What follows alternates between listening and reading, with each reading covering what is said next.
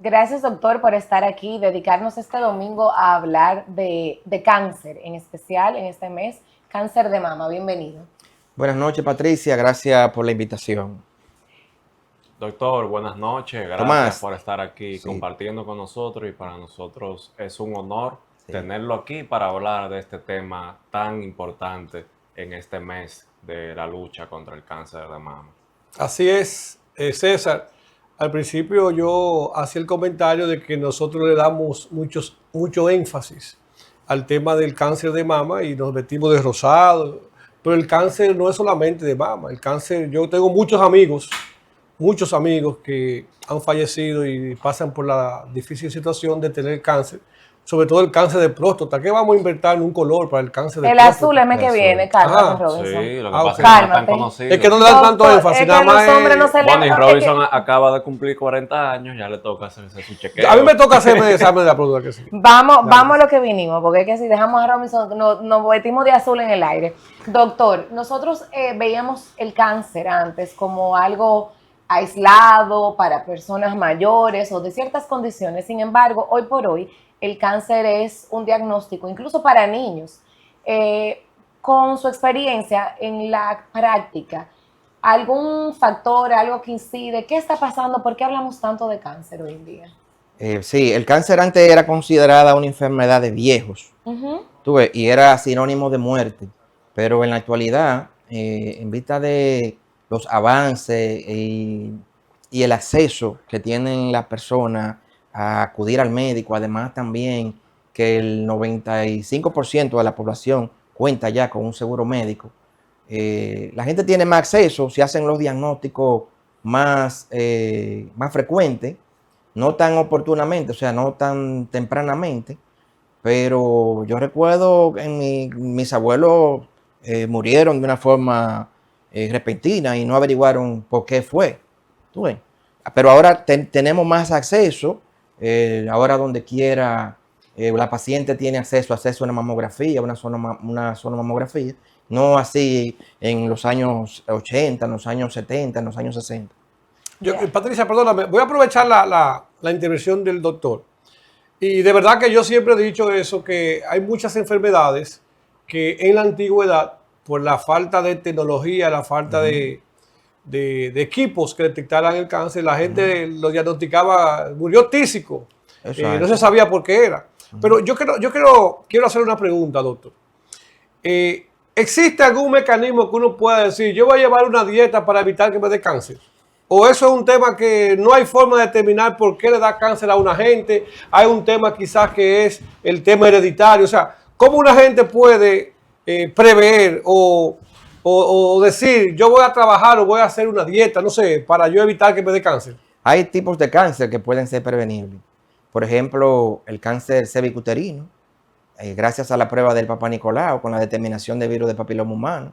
Incluso hay una vacuna que está indicada para niñas y niños a partir de los 9 años. Son 3 dosis que se pone una dosis cada 8 semanas, solamente 3 dosis. Tú puedes prevenir también un hepatocarcinoma a ¿Eso través es qué? de ¿Eso es qué? un cáncer de hígado, por ejemplo, ¿Cómo se prevé? a través de la vacuna contra el virus de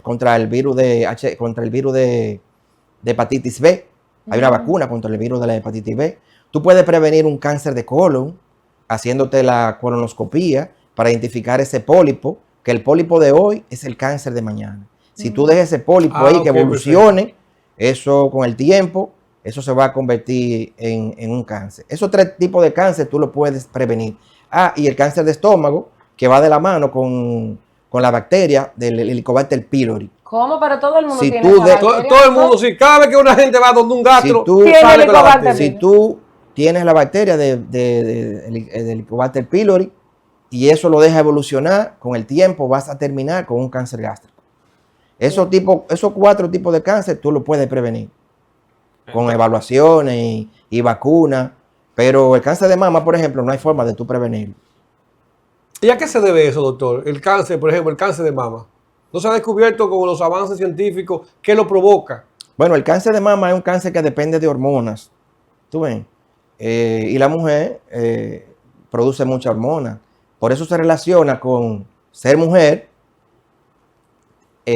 sexo femenino, o sea, los años, o sea, la edad, terapia de reemplazo hormonal, pacientes posmenopáusicas, por ejemplo, que son medicadas para evitar los síntomas de lo que es la menopausia. Tú sabes que le da mucho bochorno, le da mucha resequedad vaginal, Los calores. le da mucho calor. Ese tipo de hormonas que se le pone a la mujer, eso la predispone a tener un cáncer de mama. O sea que excepto esos 3 o 4 casos de tipos de cáncer que usted menciona, los otros tipos no hay forma de no hay forma de prevenir un cáncer de próstata en un hombre. Que cuando salga, no hay forma. Atacarlo. Chequeos oportunos para darle seguimiento y control. Chequeo oportuno para detección temprana. Con el simple hecho de tú hacerte una mamografía, tú evitas morir por un cáncer de mama en un 30%. O sea que una gente que se haga por ejemplo, el caso del examen de próstata, si determina que hay alguna anomalía o algún indicio de cáncer, si se hace a tiempo se puede evitar. Yo conozco casos de personas que se han curado. No evitar, se puede detectar temprano. Y curarse. Y curarse, claro. Ah, ok. Y ahí yo tengo que hacer una pregunta importante, porque cuando se habla de cáncer, además de que se piensa en el riesgo de muerte, tenemos un tema con la quimio, la radio y los altos costos de los tratamientos. Entonces, Sí. nosotros en República Dominicana vemos que aún pacientes asegurados privados, Sí. cuando tienen un diagnóstico de cáncer, recurren a ese programa gubernamental de alto costo, porque la realidad es que estamos hablando de montos desde 200,000 hasta $1,000,000 de pesos mensual en medicamentos, por un tiempo indefinido o muy largo. Sí. Entonces, hoy por hoy, se habla de cáncer muy frecuente, pero también de altos costos de medicamentos. Desde la experiencia, usted trabaja en el sector público, usted trabaja a nivel privado. ¿Cuál es el tema de estos medicamentos y por qué es que realmente se vuelven incosteables para cualquier población? Mira, anteriormente, en los años de la administración pasada, se invertían 2.500 millones de pesos en medicamentos de alto costo. Hoy, el ministro dice que se invierte en 7.500 millones y que ellos tienen en el programa 7.000 pacientes. Que se ha triplicado el programa. Pero nosotros somos 100 oncólogos. ¿100 oncólogos en todo el país? Sí, si tenemos 7.250 pacientes con medicamentos de alto costo, eso quiere decir que cada oncólogo debe de tener 70 pacientes. Yo tengo 3 pacientes. De toda su consulta, usted nada más tiene 3 pacientes que pertenecen que tienen alto costo. Un pedido de la Sociedad Dominicana de Oncología Médica era que el ministro, junto con el señor Carlos Sánchez, muestren el listado de los 7.250 pacientes. Sería muy interesante que ellos muestren ese listado. Pero no se puede pedir por la ley de libre acceso el doctor tiró como una subrapita. El doctor vino a hablar sin rodeo. Sin Sí, rodeo. pero yo entiendo que eso se le puede pedir por la ley de libre acceso. Claro. Mi secretaria, por ejemplo, Esa es una información que hay que analizarla. Mi secretaria, por ejemplo, fue diagnosticada con un cáncer de pulmón en febrero 12. Se le empezó el tratamiento con quimioterapia. Se le depositaron los documentos en alto costo el 12 de marzo. Y mi secretaria, yo tuve que comprarle el ticket aéreo para que saliera del país, para que se fuera a Estados Unidos a ver de qué forma podemos conseguir el medicamento que ella necesita aquí, porque no fue posible conseguirlo. 7 meses después no fue posible conseguirlo el medicamento. Yo creo que el doctor acaba de dar una información que amerita que se le dé, que se profundice. Y digo esto, doctor, porque de verdad estamos hablando de enfermedades catastróficas. Y si bien es cierto de que la gente usa mucho el programa y esos programas del gobierno, y no hablo de este gobierno, de todos los gobiernos Sí. que hemos tenido, siempre se enfocan en que para tú poder accesar a ese tipo de programa, tiene que tener una cuña política. Yo sé que en los últimos años se ha ido desvinculando de la influencia política, pero es interesante que se investigue realmente que esa nómina de personas que reciben esos tratamientos realmente es algo que lo necesitan. Porque aquí hay personas, doctor, y me voy a extender un poquito, aquí hay personas que pueden pagar tratamientos de cáncer. Aquí hay personas que pueden pagarlo y están dentro del programa por algunas influencias. Porque yo conozco casos de gente que me dicen a mí, Robinson, mira que tengo una hermana o una prima, y yo le digo, pero hay otra gente que no tienen un peso y necesitan ese programa. Entonces, hacen las influencias políticas, Mira, llegan al programa y consiguen los medicamentos. mira, yo tuve un caso de una paciente de Puerto Plata que yo le indiqué un medicamento de alto costo. Me dijo al lado de la hija que estaba ahí, pero vamos a llamar a fulano, un importante funcionario de Palacio de Puerto Plata. Y eso fue a las 11 de la mañana. Salieron de consultorio, llamaron a fulano. Y a las 1:50 de la tarde yo recibí una llamada de alto costo que le enviara la receta de la medicina. Y a los 2 o 3 días tenía la paciente el medicamento en la mano. A eso me refiero, doctor. Es un poco preocupante. Entonces, aquellas personas que no tienen los recursos ni tienen las El influencias, medio, no pueden están conseguir la condenados a medicina. morirse. Entonces sería interesante que ellos muestren el listado de los 7,000 pacientes. Sería interesante. Patricia, pídele eso Sí, al vamos. director de alto costo para que... Sería interesante. Nosotros lo que yo voy a pedir es una pausa comercial, es que no se muevan, porque seguimos hablando de cáncer, de cómo se trata hoy en día. Vamos a hablar un poquito de casuística y estadísticas y mucho más. Está con nosotros el doctor César Núñez, oncólogo clínico, en este programa especial, gracias a la Cámara de Diputados de la República Dominicana. Seguimos en nuestro programa especial de octubre. Hablamos de cáncer y, por supuesto, hablar de cáncer, hablar de salud, es sin duda mencionar a Seguros Reservas. Respaldamos tu mañana. Doctor, aprovechando su presencia y su vinculación con el Colegio Médico Dominicano, me gustaría aprovechar para que usted nos hable sobre la lamentable situación que está pasando en el Instituto Oncológico del Cibao.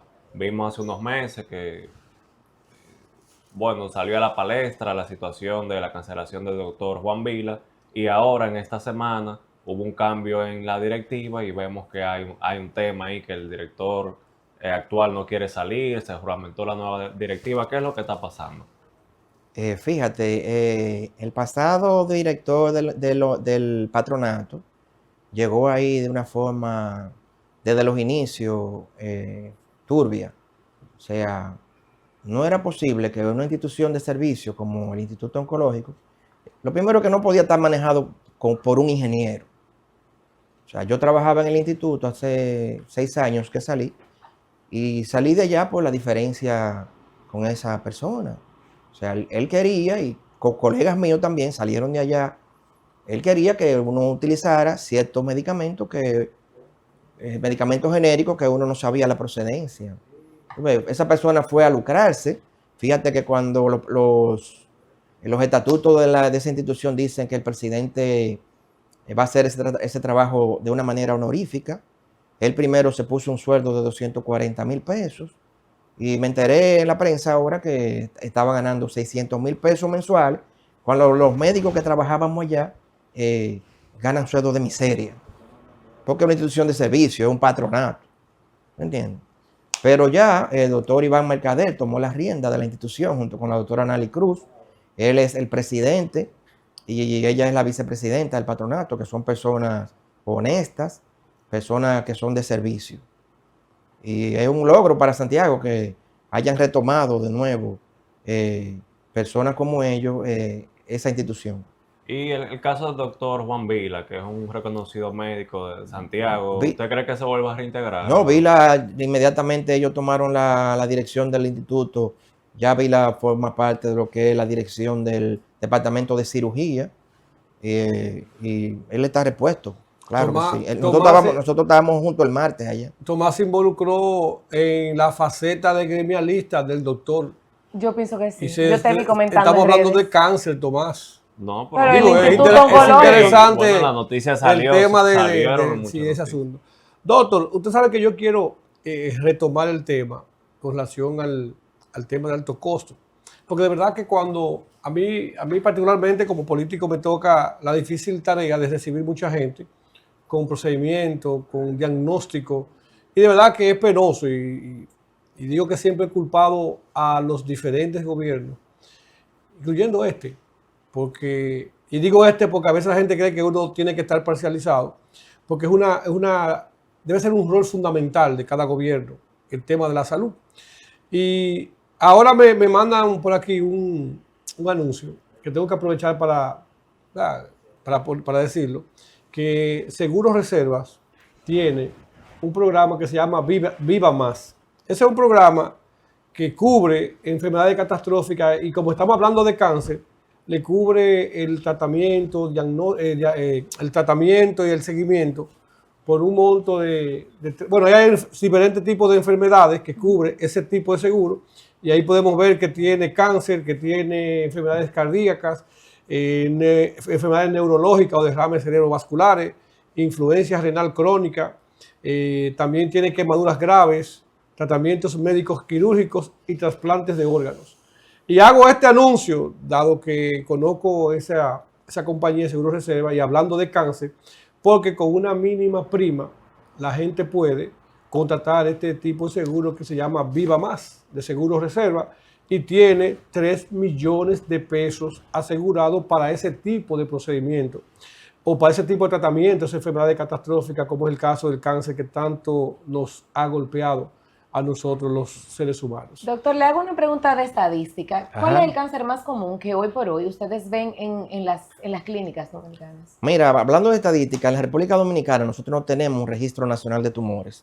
No. Nosotros no sabemos aquí cuál es el cáncer más frecuente, porque es un asunto de salud pública que tiene que involucrar a mucha gente. Desde el médico pasante que está en la Loma del Flaco, hasta médicos cirujanos, gastroenterólogos, patólogos, oncólogos. Y eso es algo que tiene que tomarlo el toro por los cuernos, el ministro de Salud Pública. O sea, doctor, perdón, usted está diciendo que el Ministerio de Salud Pública no lleva estadística de los tipos de cáncer que se dan en República Dominicana. No.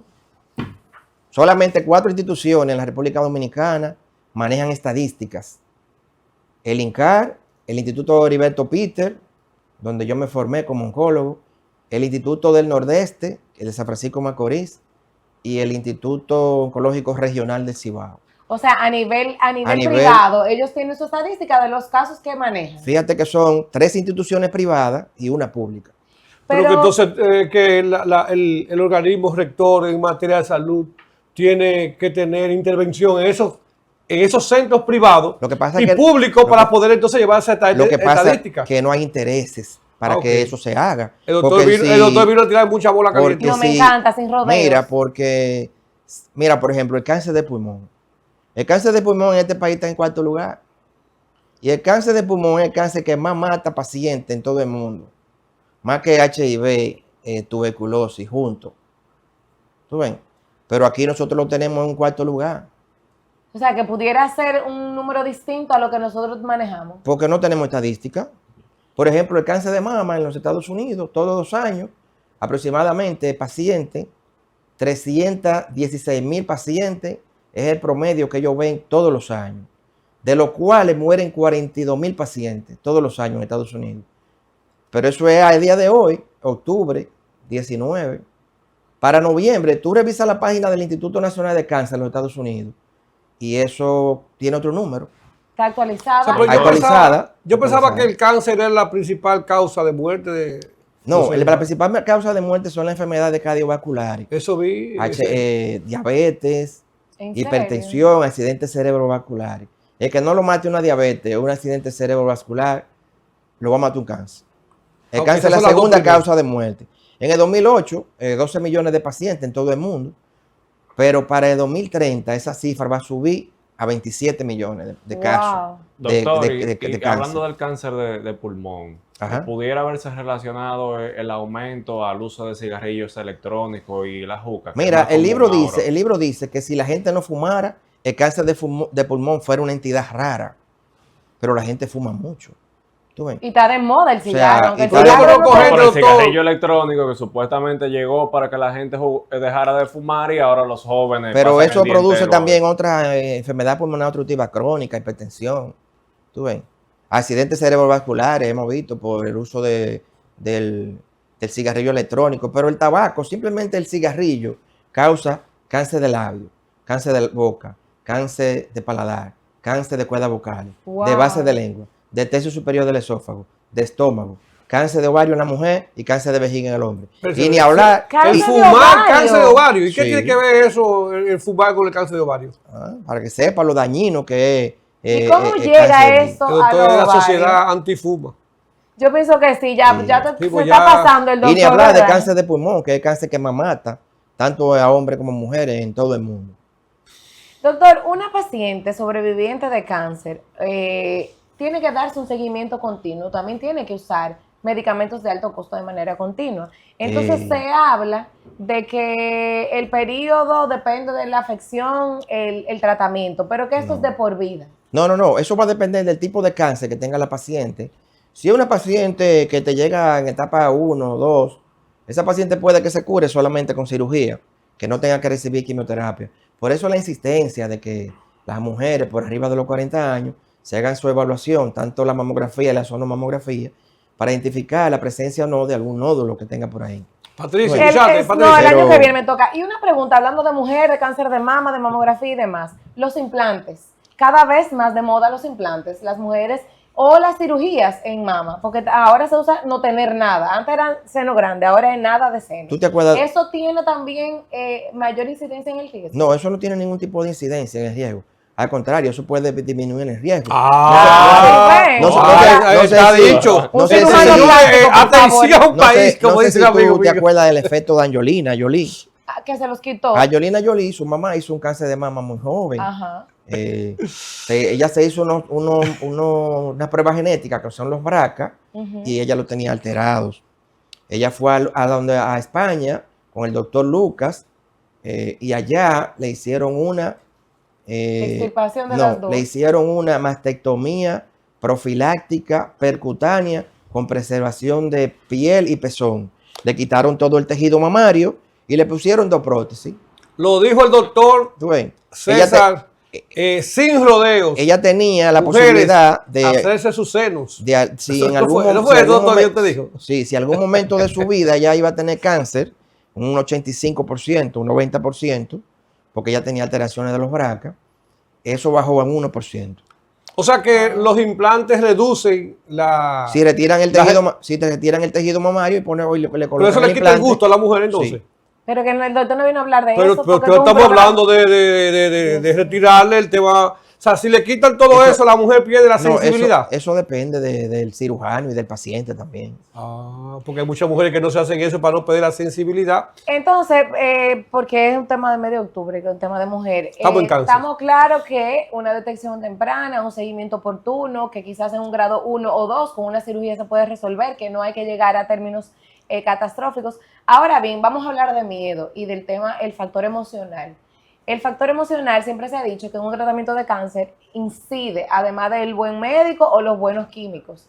¿Qué tan cierto es que lo emocional afecta en el diagnóstico, en el tratamiento y en el seguimiento? Mira, el factor emocional en la mujer lo que más hace es que muchas mujeres tengan miedo de ir al médico. O sea, la paciente, y te estoy hablando de mujeres profesionales, abogada, periodista, administradora. Si tú me estás viendo a mí, me da miedo, pero yo me lo hago, ¿eh? Tú estás viendo que tienes un nódulo en el seno, que te lo palpas ahí, que tú sabes que tiene un nódulo en el seno, pero tú no vas al médico, por temor a que ese nódulo sea maligno.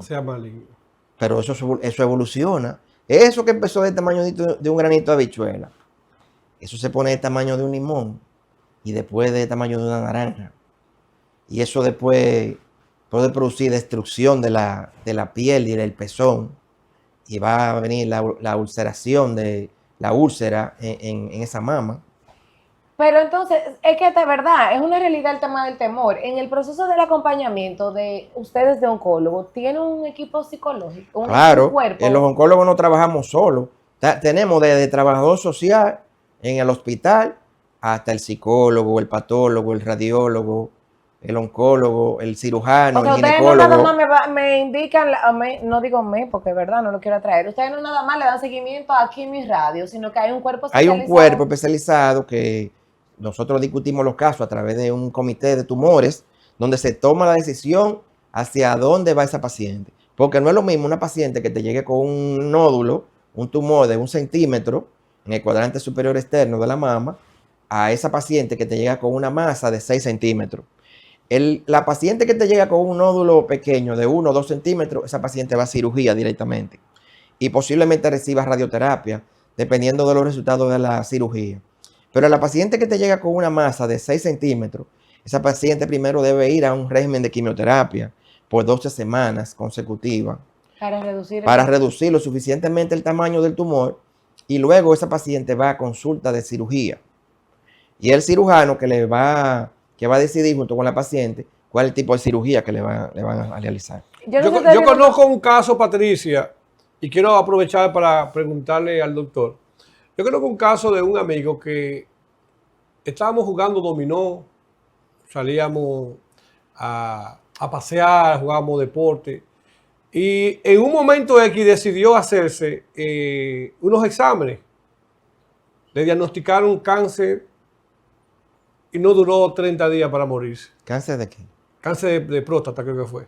Ah, de próstata. Pero la pregunta tiene que ver, la pregunta, no, si es un chequeo normal. Yo lo que quiero saber si cuando la gente le dicen, lo diagnostican con cáncer, se muere más rápido, porque yo conozco muchos casos que la gente está tranquila hasta que le diagnostican la enfermedad.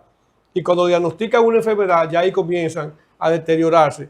Y hay un proceso que se llama la metástasis. Creo que sí, creo que se llama así. Explíquenos por qué, en qué consiste, porque hay mucha gente que quizás no lo conocen. ¿En qué consiste la metástasis? Cómo una gente puede estar bien hoy y después que lo diagnostican se degrada, que se vuelve nada. Si es la metástasis o el tema mental que lo destruye. Y en adición a metástasis, la diferencia entre quimio y radio, que la gente también tiene esa inquietud. Mira, el tener una buena actitud para manejar esta enfermedad es quizá la clave de llevar con bien el tratamiento. Yo tuve una paciente que ustedes todos la conocen, Fefita la Grande, fue mi paciente.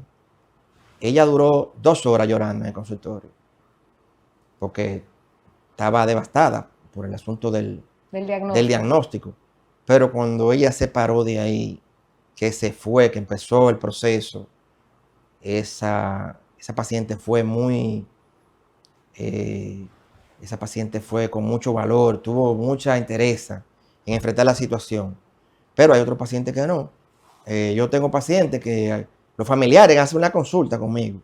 Mire, tenemos a papá ahí o a mamá, no queremos que ella sepa que tiene cáncer porque se nos va a derrumbar. Pero uno siempre le insiste a los pacientes, el paciente tiene derecho siempre a saber lo que tiene. Además, para eso tenemos el personal de psico-oncología que nos va a dar la mano a nosotros con el diagnóstico y todo el proceso.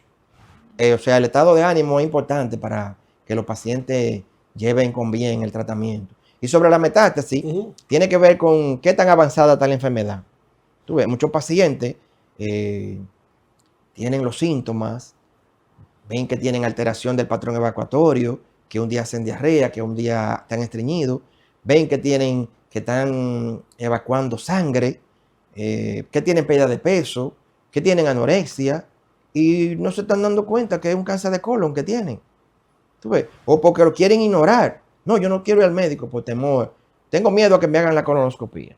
Y es un cáncer de colon que tienen. Que hace metástasis. La metástasis es cuando ya el tumor no puede estar en esos órganos porque ya no le suplen los nutrientes necesarios para sobrevivir. Migran a través o de la sangre, de la linfa o de los huesos a otro órgano. La metástasis es lo que mata a los pacientes. Y ahí la enfermedad se considera incurable. Entonces la diferencia entre quimio y la quimioterapia es lo que yo hago, son medicamentos que van de una manera endovenosa a través de las venas, donde van a matar las células cancerosas, pero van a matar las células buenas también. Tú ves, por eso a los pacientes se les cae cabello, por eso a los pacientes le da neutropenia, o sea, le bajan las defensas, por eso al paciente le da náusea, le da vómito, le da diarrea. Porque la quimioterapia, por ejemplo, la que nosotros utilizamos para el cáncer de mama, es la misma quimioterapia que se usaba en los años 60, pero son medicamentos muy efectivos para tratar el cáncer. O sea que la quimioterapia es cuando ya el problema es mucho más grande. La quimioterapia se usa para destruir las células. ¿Y la radio? La radioterapia se usa para destruir esas pequeñas celulitas que el cirujano no pudo retirar porque son células que hayan quedado, por ejemplo, a nivel de la pared anterior del tórax. Un cáncer de mama, tú le desmontas la mama a la paciente. Quedaron celulitas por los alrededores de la axila, en el tórax exterior. Esa paciente, y eso te lo va a dar el reporte de patología de la cirugía. O sea que la radioterapia es, por lo general, después de una cirugía. Después de la cirugía. ¿Y qué hay de cierto? Y ahí sí, recurro a una pregunta que me hizo alguien sabiendo que estaríamos conversando con usted por los anuncios, que el tema de la radio se utiliza equipos y que entonces en República Dominicana hay centros donde los equipos son viejos y no tienen la misma eficacia. ¿Eso importa o no importa? Sí, eso importa, pero hay un 22% de cáncer que tiene que ver con radioterapia. Por ejemplo, yo tuve una paciente en el año 2007, que ustedes todos la conocen, que hizo un linfoma. A ella se le dio quimioterapia, 6 ciclos de quimioterapia, se le dio radioterapia y luego ella hizo un cáncer de mama por efecto de la radio. Por el tema del equipo. No, por la radioterapia. En la actualidad, en la República Dominicana, los equipos de radioterapia son muy buenos. O sea que no ¿Tú hay ves? que poner. Pero esa radioterapia puede dañar una Tiene célula. sus riesgos. Después que ella se le dio quimio, se le dio radio, se operó, al tiempo ella hizo un cáncer de tiroides. Ah, rayos. Sí. Y ahora se operó, se le dio yodo y ella está bien.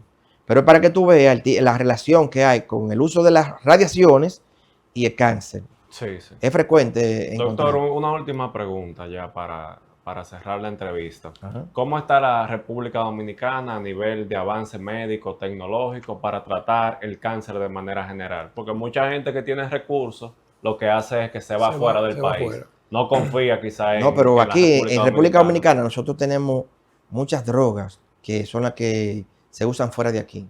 Y en oncología no se puede inventar, porque son por protocolos que vienen desde los Estados Unidos, desde la Organización Nacional de Cáncer, del Instituto Nacional de Cáncer de los Estados Unidos. Nosotros nos guiamos por esas guías.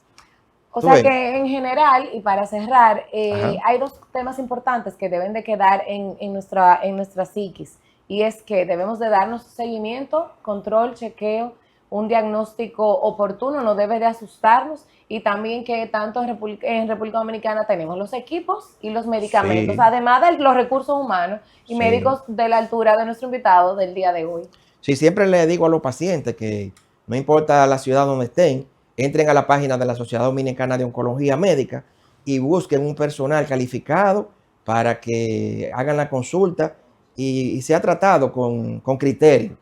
Gracias, César, por estar aquí un domingo, a todos ustedes por acompañarnos una vez más en su programa semanal Sin Rodeos. Nosotros con el compromiso de regresar a sus hogares la próxima semana.